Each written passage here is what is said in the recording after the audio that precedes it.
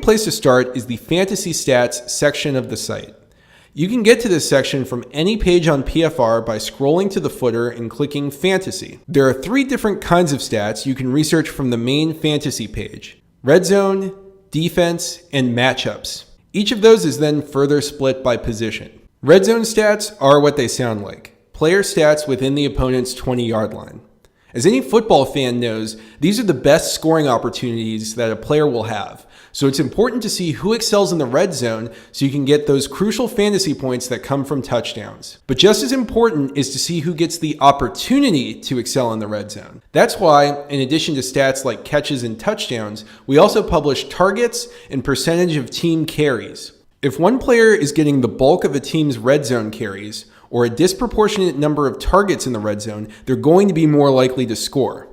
For example, Golden Tate led last year's Lions in targets with 135. However, inside the red zone, Anquan Boldin was actually targeted more than Tate, and as a result, ended the season with more touchdowns. It's important to keep in mind that all red zone opportunities are not created equal. A running back who gets a handoff on the 3-yard line is far more likely to score than one who gets the ball on the 19. As a result, the red zone section also includes numbers on plays inside the 10 and inside the 5.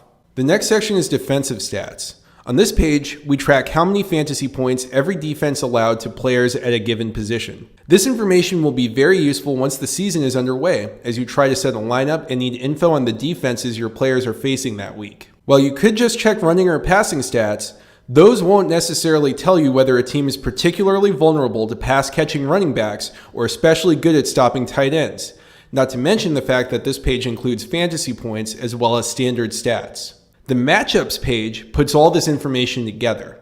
This page will show you a player's stats, snap counts, and fantasy numbers in the season up to that point.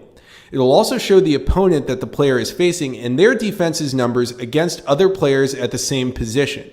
Using the two, our site comes up with projected rankings for every week. Whether you're a daily fantasy user picking a new team each week, or a player in a traditional league picking your starters and or looking for a bye-week replacement, you'll want to bookmark these pages to cut down on the agony of Sunday morning lineup tweaking.